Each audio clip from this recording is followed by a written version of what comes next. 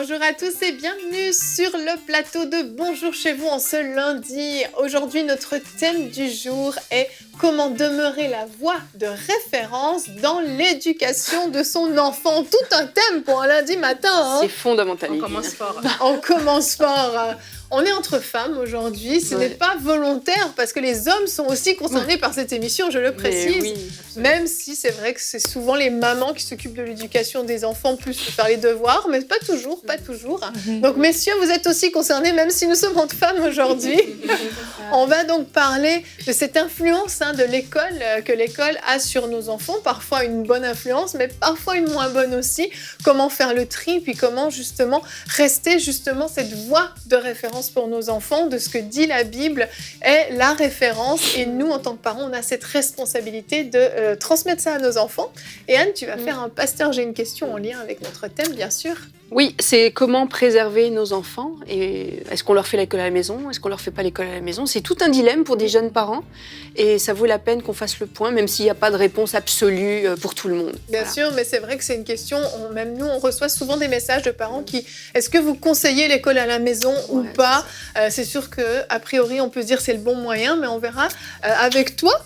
Qu'est-ce qu'on peut faire justement et les alternatives possibles. Exact. Et toi Nadine, on reste aussi dans notre thème, tu nous parles de l'école en Afrique, c'est ça? Oui, dans la même lancée, on va parler de l'école. Je vais vous présenter plusieurs choses, mais principalement ce livre des écoles chrétiennes en Afrique francophone, vision et fondements bibliques. Donc un livre qui va venir donner un petit peu par rapport aux écoles chrétiennes, qu'est-ce qu'on doit avoir, quelle est la vision qu'on doit avoir, mais comment concrètement aussi mettre en place une école, la pensée derrière tout ça. C'est très intéressant, je vous en parlais tout à l'heure. Excellent, c'est donc notre livre de la semaine. Et Aurélie, on termine avec toi dans la rubrique témoignages. Oui, on va voir que la main du Seigneur n'est pas trop courte pour agir. Et je vais vous partager 7 choses extraordinaires qui se sont passées dans la vie d'une femme qui s'est connectée à EMCIT. Waouh, 7 carrément. Ah, c'est pas mal. Hein. En 3 minutes, on se réjouit déjà. Alors, on ne perd pas une minute de plus. On commence avec toi, Annabelle, dans la pensée du jour.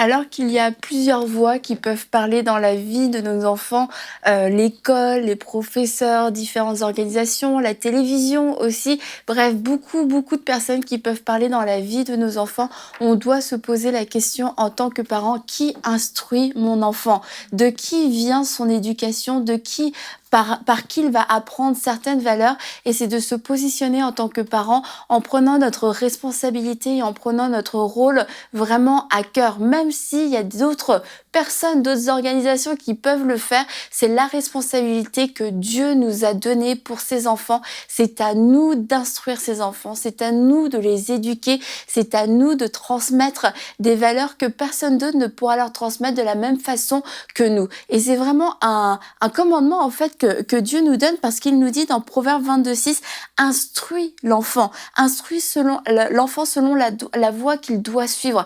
Instruis l'enfant, ça veut dire, il nous dit en tant que parent, tu dois instruire ton enfant. Dans Éphésiens 6:4, on lit, élevez-les en les corrigeant, on parlera pas de la correction aujourd'hui, et en les instruisant selon le Seigneur. Donc nous avons plusieurs recommandations, nous devons non seulement instruire nos enfants, mais aussi selon la voix du Seigneur. Et c'est pour ça que d'autres voix extérieures ne pourront pas le faire de la même façon, parce que tout le monde ne partage pas les mêmes valeurs que nous. Tout le monde ne partage pas la même foi que nous. Tout le monde ne partage pas la même vision que nous. Alors c'est dans son foyer que l'enfant va pouvoir découvrir quelle est la foi que mes parents ont, quelle est cette foi vivante, et qu'à son tour, il puisse faire une expérience personnelle avec Jésus-Christ.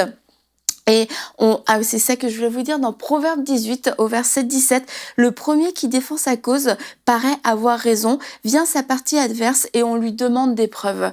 Et si les parents ne sont pas les premiers à parler de quelque chose, ils auront l'air soit menteurs, ou alors il va falloir détruire des mensonges. Or, lorsqu'en tant que parents, on est les premiers à donner une information à nos enfants, on est les premiers à leur inculquer une valeur, ça va leur sembler plus naturel de l'accepter, ça va sembler plus naturel pour les enfants même d'y croire. Et lorsque on laisse des sujets tels que la sexualité par exemple à nos enfants, on les laisse apprendre ça ailleurs. Après, s'il y a des choses qui n'étaient pas vraies, qui n'étaient pas justes, eh bien, il va falloir détruire les mensonges pour pouvoir apporter la vérité. Et du coup, c'est un double travail. Donc, parents, prenez vraiment votre rôle à cœur et répondez à ce commandement que nous avons: instruit l'enfant selon les voies du Seigneur. Amen. Amen. C'est vraiment une responsabilité, un privilège, mais une responsabilité qu'on a et qu'on doit prendre absolument très très au sérieux. Alors on parle de l'école, mais on peut parler de garderie aussi, même pour les plus petits, des crèches, parce que on voit, ça peut être des garderies plus familiales, une assistante maternelle ou autre, mais ça peut être aussi une crèche municipale. Mais on sait qu'il y a plein de voix qui viennent parler dans la vie de nos enfants, de plus en plus jeunes en plus. Et donc on a envie de les protéger, on veut les préserver, mais on peut pas les couper du monde et on est un petit peu coincé. Mais on voit que Dieu attend de nous que nous soyons cette voie de référence. 2 Timothée 3,15, c'est notre verset du jour, nous dit: depuis ton enfance, tu connais les saintes écritures qui peuvent te rendre sage en vue du salut par la foi en Jésus-Christ. Depuis ton enfance. Comment un enfant peut-il connaître les saintes écritures depuis son enfance si les parents ne lui transmettent pas ces valeurs, ne lui parlent pas de ce que dit la Bible, ne prennent pas le temps de lui faire connaître le Seigneur Jésus? Comment est-ce que ça peut être possible en vue du salut? Donc on voit que ça a une valeur d'éternité en fait. Ce que les parents vont déposer dans la vie de leurs enfants vont influencer toute leur éternité, donc c'est quand même pas négligeable. On voit donc, Annabelle, la responsabilité des parents de suivre aussi la vie scolaire de leurs enfants, de ne pas être complètement détachés de ce qui se passe à l'école. Ben, c'est vrai que ça va demander un effort, ça va demander un investissement, parce que quand on laisse l'enfant vivre toute sa vie à l'école et qu'en tant que parent, on ne prend pas le temps d'aller voir ce qu'il a appris, de suivre l'agenda, etc. Ok, qu'est-ce que tu as fait aujourd'hui? Parce que il faut le dire aussi, les écoles ne communiquent pas de façon officielle sur tout ce qu'ils font, sur certains programmes, même sur certaines invitations de personnes qui font venir à l'école, certains thèmes. Et si en tant que parent, on ne prend pas le temps de se renseigner, de s'informer auprès de notre enfant, mais aussi auprès des directions, auprès des enseignants, il y a beaucoup de choses qui risquent de passer à la trappe. Et il y a des choses qu'on va voir, on va se dire, mais ça vient d'où? Pourquoi est-ce qu'ils pensent ça? C'est quoi? Et en fait, on se rend compte que c'est beaucoup de choses qui ont été quelquefois apprises ou enseignées à l'école, mais parce que on n'a pas gardé un œil. C'est pas garder un œil sur les devoirs pour la réussite scolaire, c'est vraiment garder un œil sur le programme en fait. Qu'est-ce que mon enfant entend 8 heures par jour à l'école? En tant que parent, j'ai besoin de le savoir, c'est important parce qu'il passe énormément d'heures à l'école et le but, c'est pas la réussite scolaire, c'est pas les notes, c'est vraiment la responsabilité. Qu'est-ce qui tombe dans le cœur et dans l'âme de mon enfant quand il est à l'école? Amen. Tout ça, c'est un système de valeurs. En fait, nous, notre rôle de parents, ce que Dieu attend de nous, c'est qu'on transmette des valeurs. On n'est pas juste là pour les nourrir, les protéger, leur donner un toit et des vêtements. On est là pour leur transmettre des valeurs. Et nos valeurs chrétiennes, elles sont très précieuses parce qu'on sait que c'est une question de salut. Oui. C'est pas juste une question de culture. Là, ça va beaucoup plus loin. C'est vrai. C'est une question de salut. Salut de nos enfants et du salut de ceux que nos enfants... sur lesquels ils vont avoir de l'influence. Souvent, je vous raconte des histoires de grands hommes et de grandes femmes de Dieu, mais il y a un point commun qui m'a frappée dans beaucoup d'histoires que je vous raconte, c'est que dans leur enfance, ils avaient, ces enfants-là, des mères qui ont passé beaucoup de temps à leur enseigner les Écritures. Oui. Et on a la chance, comme c'est des personnages historiques, d'avoir le recul. C'est sûr que moi, Yveline, je sais pas, toi, j'ai pas le recul sur ta vie, mais sur ces gens-là, on voit tout leur parcours et l'impact énorme qu'ils ont pu avoir. Ça, les fruits sont déjà visibles, sont attestés, sont concrets. Et ces enfants-là ont été nourris par des valeurs bibliques, chrétiennes, par des mères attentionnées, des pères attentionnés. Amen. Donc c'est une question de transmission de valeurs. Alors c'est sûr qu'à la garderie, ils vont peut-être être très bien gardés. À l'école maternelle, peut-être que les maîtresses sont des gens super zélés, gentils, attentionnés, compétents. Mais ce système de valeurs-là, il est propre à vos familles et c'est notre responsabilité devant Dieu de leur transmettre ces valeurs-là, ce corpus de valeurs. Exactement. Et Annabelle parlait de l'importance du suivi de l'école. Mais qu'est-ce qu'on fait alors si on est en désaccord avec des professeurs? Parce que ça va arriver, malheureusement. Oui, moi je me rappelle quand mes enfants étaient petits. Bon, c'est sûr que dans certains milieux, dans certains continents, par exemple, l'école va des fois avoir des valeurs qui se ressemblent aux valeurs de la famille, dans le sens de l'autorité, etc., en Afrique, par exemple. En Occident, c'est différent. Et moi, je me rappelle, par exemple, quand mes enfants étaient petits, moi, j'ai 3 enfants, et il y avait beaucoup... Ici, au Canada, on fête l'Halloween. Et l'Halloween, pour moi, c'était pas une fête qui représentait nos valeurs à nous. Et donc, moi, je me rappelle quand les enfants étaient petits, je crois qu'en tant que parent, Annabelle l'a dit et Anne aussi, il faut qu'on comprenne notre position à nous. Et des fois, les parents vont décharger leurs responsabilités sur l'école en faisant comme si c'est l'école qui éduque nos enfants, mais c'est nous qui avons le dernier mot. Et vraiment, il faut qu'on soit vraiment impliqués. Et concrètement, moi, par exemple, quand les enfants étaient petits, quand ils étaient en garderie ou en prématernelle, je les gardais à la maison. C'était une journée de congé. Alors, on faisait une activité, je les gardais à la maison. Quand ils étaient plus grands, pour ne pas les pénaliser, parce que des fois, il y avait des dictées, des fois, il y avait des devoirs cette journée-là, j'allais voir les profs tout simplement. Ils disaient, tu sais quoi, moi, l'Halloween, ça rejoint pas mes valeurs. Donc, au lieu des dictées sur les sorcières, les maisons hantées, les fantômes et puis les monstres, elles donnaient autre chose. Et les profs sont vraiment ouverts quand tu viens leur parler directement. On n'est pas en compétition, on travaille ensemble pour l'avenir de notre enfant. C'est ça, on vient pas attaquer. On vient pas attaquer, on est en collaboration. Et parce qu'on est en collaboration, moi, j'ai un point de vue qui doit être pris en compte. Et donc, je viens, et puis parce que des fois, les dictées peuvent commencer des fois 2 semaines à l'avance, donc tu peux pas enlever ton enfant pendant 2 semaines. Et donc, du coup, vous collaborez ensemble et tu vas voir que la prof, elle va dire, OK, au lieu de la dictée ou le devoir sur le monstre et tout ça, je vais donner autre chose. Et là, on travaille ensemble. Et 2 fois aussi, moi, ça m'avait permis que l'enfant aussi, il comprenait. L'enfant n'était pas... Tu vois, quand l'enfant arrive à 8 ans, à 7 ans, il comprend, il n'est pas intimidé quand il arrive à l'école. Ils ne se sont pas mis à l'écart, exclus. Il comprend que nous, on ne fait pas ça. Nous, on avait la fête de la joie. Bon, on faisait la fête de la joie à la maison. Et comme on est une grande famille, mes belles-sœurs, mes beaux-frères aussi, ils ont d'enfants, donc on faisait une belle fête. Ils n'étaient pas en reste. Mais j'ai envie juste de rajouter un petit point, parce qu'en ce moment, il y a beaucoup... Annabelle a parlé dans sa pensée de la sexualité qui est apportée à l'école.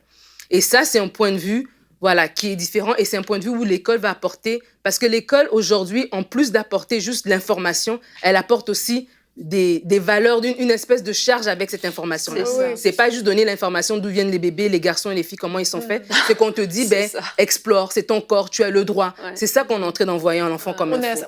On incite vraiment à explorer, à prendre possession de toutes ces choses-là. Et en tant que parent, c'est là qu'on ne vient pas pour contrer, pour dire, tu ne feras pas le cours de bio. OK, tu vas faire ton cours de bio, tu vas apprendre ces choses. Mais moi, à la maison, c'est là qu'on devient vraiment insistant sur la pureté, insistant sur c'est quoi nos valeurs, insistant sur la liberté ne veut pas dire la liberté sans frein, elle a des conséquences. Insistant sur toutes ces choses-là pour que quand l'enfant arrive à l'école, c'est une information. Le cours de bio est un cours comme tous les autres. Le cours de sexualité est un cours comme tous les autres. Et quand il revient à la maison, je remets les pendules à l'heure. Je ne suis pas en train de le dire comme ici, t'as 14 ans, à l'école, on te dit t'as 14 ans, tu es libre de ton corps. Non, tu es un enfant. Et tu vois, voici ce que tu dois faire, voici comment tu dois te garder. C'est important de se garder. Tes amis qui font ces choses-là, ils sont pas heureux, ils sont en train de mettre leur avenir en péril. Et ça, tu le dis avec des mots clairs, autant aux filles, autant qu'aux garçons, parce que les garçons, on va leur dire, il y a pas de conséquences. Oui, il y a des conséquences. Autant une fille qu'un garçon, ils doivent se garder et il y a des conséquences pour les deux, en fait. Mais c'est grave parce que,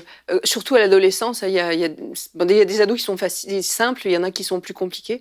Et justement, exactement ce que tu viens de dire est arrivé à une famille d'amis congolais. Et je l'avais déjà dit dans une autre émission. Et ça a été loin parce que la gamine, elle comprenait pas pourquoi à l'école, on lui disait qu'elle pouvait sortir avec des gars, coucher avec des garçons. Et qu'à la maison, le papa congolais disait non. Je veux dire, on est chrétien et c'est pas des choses qui se font. Et dans notre culture non plus, ça ne se fait pas. Et en fait, la petite a été complètement écartelée entre les deux. Et ça a été grave. Il y a même les services sociaux qui sont venus pour enseigner les parents sur la liberté au Canada. Et donc, c'est un sujet de prière avant tout. Ça se fait... Oui, la partie visible de l'iceberg, c'est qu'il va falloir, comme tu dis, bien débriefer l'enfant quand il rentre à l'école. Mais il y a beaucoup de prières parce que c'est un enjeu spirituel. Et derrière, il y a aussi beaucoup de mouvances démoniaques qui agitent pour détruire nos enfants. Absolument. Oui. J'ai juste une pensée pour peut-être les parents qui ont des enfants plus grands, parler des adolescents et qui ont du mal à se faire entendre auprès de ces enfants-là.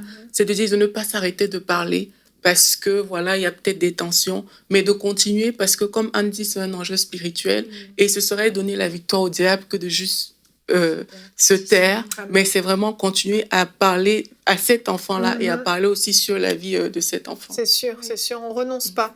J'ai une citation avant de passer à ta rubrique, Anne, de Billy Graham, que nous connaissons très bien. « Seul Dieu lui-même connaît l'influence d'une mère chrétienne façonnant le caractère de ses enfants. » Il a mon vote.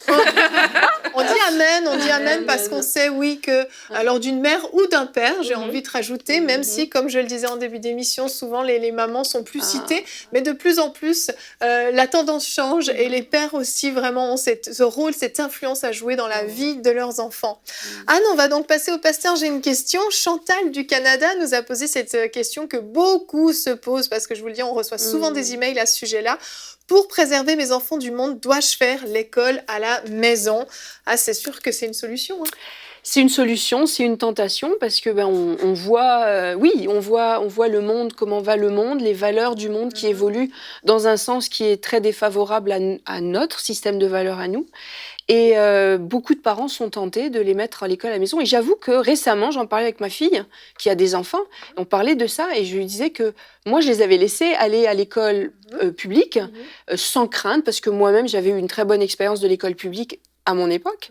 Mais voyant comment les choses évoluent maintenant, certainement que la question serait à l'ordre du jour dans ma famille si j'avais des enfants d'âge scolaire maintenant.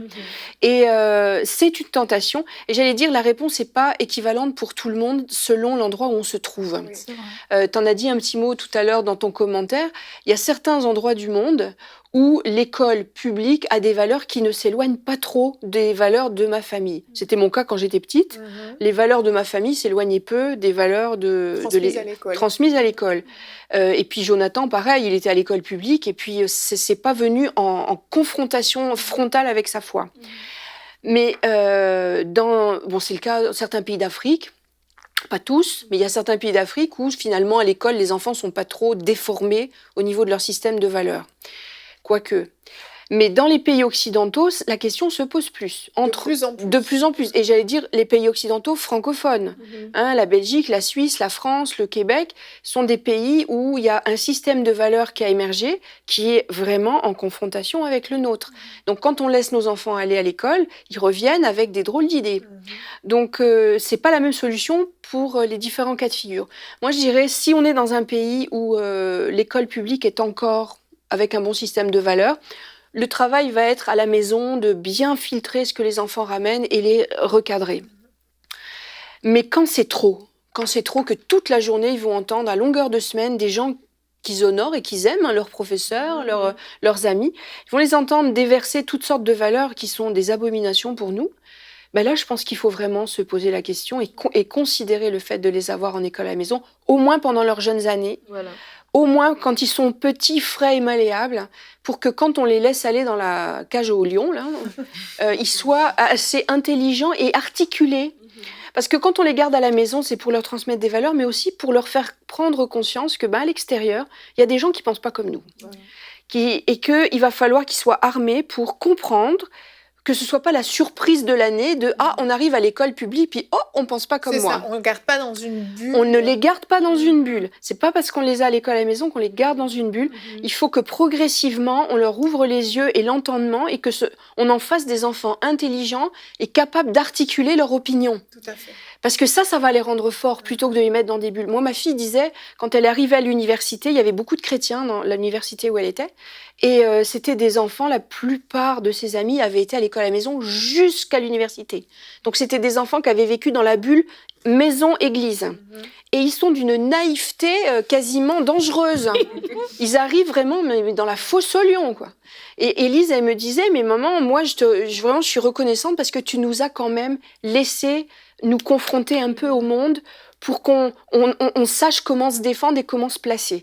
Alors, oui, à l'école à la maison, si le pays dans lequel on est offre rien comme opportunité, enfin comme solution valable, et ne pas enfermer nos enfants dans une bulle si on les garde à la maison, leur ouvrir l'esprit sur ce qui se passe ailleurs aussi, avec sagesse.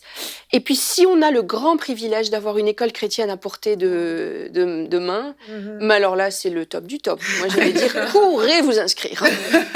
Exact. Merci beaucoup, Anne. Oui, tout à fait. Les écoles chrétiennes sont une très bonne alternative aussi. Et je rajouterai une toute petite chose parce que moi, j'ai choisi de faire l'école à la maison, mais beaucoup de parents m'ont posé la question. Faut tenir compte de la personnalité de l'enfant aussi. Oui. Les enfants ont besoin d'être au contact d'autres enfants. C'est un besoin vraiment qu'ils ont dans leur personnalité. Il ne faut pas non plus les couper et les priver de ça. Donc, ça ne correspond pas à chaque enfant, l'école à la maison. Il faut vraiment être attentif et puis être à l'écoute du Saint-Esprit aussi. Donc, chers parents, soyez conduits, priez pour ça si vraiment vous avez ça à cœur. Laissez le Saint-Esprit vous dire si oui ou non vous devez prendre cette décision parce que ça aura des conséquences sur toute votre famille. Il faut en avoir conscience, de bonnes conséquences, mais aussi des changements à adapter au niveau de votre famille. On va découvrir maintenant notre livre de la semaine dans la rubrique Culture et Médias. Découvrez le livre de la semaine.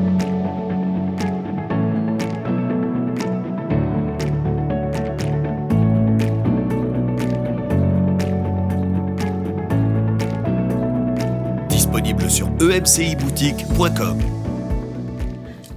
Alors, Yveline, alors qu'on parle d'école chrétienne, et juste en passant, on avait fait une émission sur les écoles chrétiennes. Si les gens sont intéressés, ils peuvent aller chercher dans la rubrique replay. Culture et Médias. Ouais, et même on avait fait des paroles de femmes aussi. Là, très intéressant, effectivement. Ils pourront aller chercher l'information. Et donc, voilà, aujourd'hui, je vais vous parler de ce livre ici, des écoles chrétiennes en Afrique francophone, Vision et fondements bibliques et le mot-clé de Jean-Christophe Huet. Alors, c'est pour l'Afrique francophone, en fait, c'est un livre qui vient expliquer c'est quoi la vision d'une école, de l'éducation chrétienne. Il vient réexpliquer aux parents leur responsabilité en tant que parents de l'éducation de leur enfant, l'importance d'abord que l'enfant soit éduqué selon les principes de Dieu. C'est là qu'il va vraiment garantir son succès dans la vie. Et donc, l'éducation chrétienne, il vient parler de la vision juste de l'enfant et de son développement, le rôle du parent, le rôle de l'école, le rôle de l'État, le rôle de l'Église. Donc, ça va vraiment donner une bonne explication avec des versets à l'appui sur ce que doit être l'éducation de l'enfant. Et après, maintenant, par rapport aux maîtres et maîtresses d'école, donc les instituteurs, institutrices,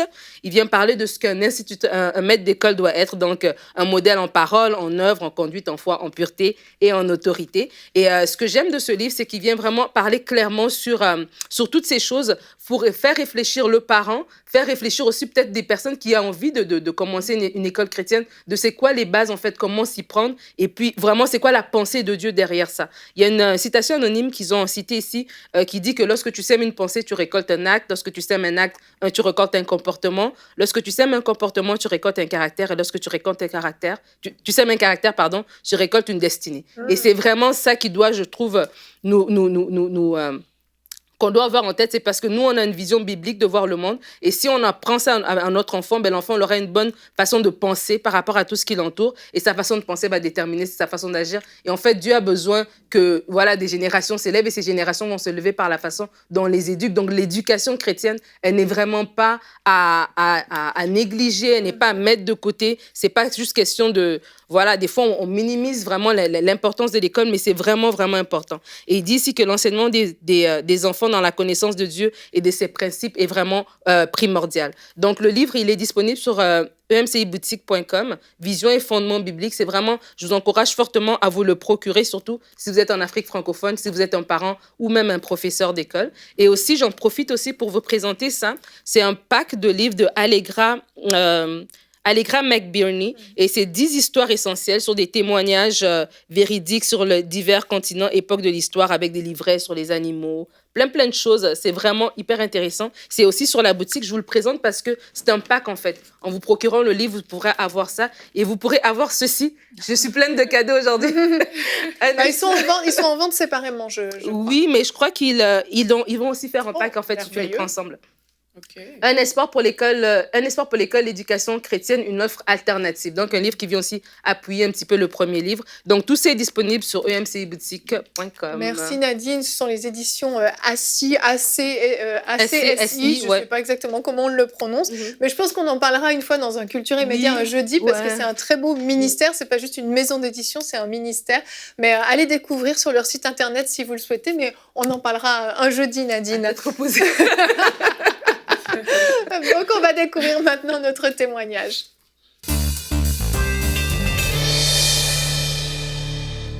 Aurélie, 7 points que tu as à nous partager. Top chrono. Allez, on y va. Donc, c'est une jeune femme qui vit dans un pays du Proche ou du Moyen-Orient. Bon, je ne connais pas très bien la géographie. Sur la surface de la Terre. Exactement. Elle aurait voulu faire une vidéo, mais vu qu'elle est dans un pays où les chrétiens sont persécutés, par sagesse, elle a décidé de donner son témoignage de façon anonyme. Elle est spécialiste en éducation dans une organisation internationale. Et dans le cadre de son travail, elle a mené à beaucoup voyager, en fait, dans le monde. Et en fait, en 2012, elle nous raconte son histoire. Elle dit qu'elle a eu une soif de Dieu. Et là, elle a été affectée au Burundi. Et puis, une de ses amies lui a dit d'aller dans une église et tout. Et c'est comme ça, en fait, qu'elle a découvert EMCI TV étant au Burundi parce qu'on lui avait parlé de EMCI TV là-bas. Et là, elle nous raconte 7 choses, en fait, qui se sont passées dans sa vie depuis qu'elle a découvert EMCI TV. Elle dit, ma connaissance de Dieu s'est accrue au travers des émissions. Donc déjà, donner sa vie au Seigneur, etc. Et puis elle a commencé à vivre une relation avec Dieu. Et même lors d'un de ses voyages, elle a pu venir ici au Canada, où elle a rencontré Jérémie notamment. Et là, la deuxième chose qu'elle a fait suite à un conseil que lui avait donné le prophète Jérémie, elle dit, aujourd'hui, je sers comme monitrice du dimanche et malgré mes nombreux voyages, les dimanches passés sur place sont pour moi jours de fête, rien qu'en pensant à être avec des enfants de 12-15 ans. Donc voilà, elle a commencé à servir également le Seigneur.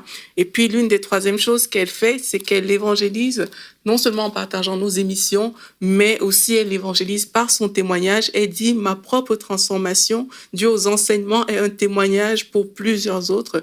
Et plusieurs membres de sa famille ont réussi en fait aussi à se sont abonnés à notre chaîne, leur vie aussi est en transformation. Et puis quatrième chose, ma vie de couple est plus épanouie parce que j'ai arrêté d'accuser mon mari de tout et de rien et j'ai appris à être une épouse selon le cœur de Dieu. Cinquième chose, au boulot, je suis plus compréhensive et tolérante avec mes collègues et surtout soumise aux autorités et à ma hiérarchie. J'ai appris à accepter les autres sans les juger, à leur communiquer l'amour de Christ. 6, j'ai vu la main de Dieu dans mes finances. Je n'arrivais pas à épargner avant, mais maintenant, elle réussit même à faire des investissements. Et 7, je viens d'avoir un poste à un échelon supérieur. Je suis encouragée chaque jour par la parole du Seigneur qui me soutient. Donc, cette chose extraordinaire. Bravo! C'est une vie entière transformée. Je pense qu'on peut l'appeler comme ça. Et ça nous réjouit beaucoup de voir le fruit que portent les émissions, la chaîne EMCI TV. Et je pense qu'elle porte du fruit dans votre vie aussi. Si vous voulez rendre gloire à Dieu comme l'a fait cette femme, vous pouvez aller sur emcitv.com/témoignage pour remplir le formulaire de témoignage. Et puis, peut-être qu'un lundi matin, nous partagerons votre histoire aussi de ce que Dieu a fait dans votre vie au travers de MCI TV. Merci à vous, mesdames. Encore une fois, on effleure un sujet qui est très, très lourd et très varié. Il y a beaucoup de choses à dire. Faudrait faire la semaine, Yveline. Faudrait faire la semaine, effectivement. Mais comme Nadine l'a dit, en replay sur mcitv.com, vous pouvez retrouver des émissions Paroles de femmes qui ont été faites au sujet de l'école à la maison, une rubrique culture et médias sur les écoles chrétiennes. On avait présenté certaines écoles chrétiennes dans la francophonie. Et puis, on en parlera encore. Soyez rassurés, ce sujet est très important et très actuel. On va se retrouver demain. Notre thème sera « Ne laisse jamais s'éteindre la joie que procure le salut ». Une émission, à mon avis, remplie de joie. D'autant plus que nous aurons notre quiz. Donc, préparez votre plus beau sourire pour demain dans l'émission Bonjour chez vous. Allez, bonne journée.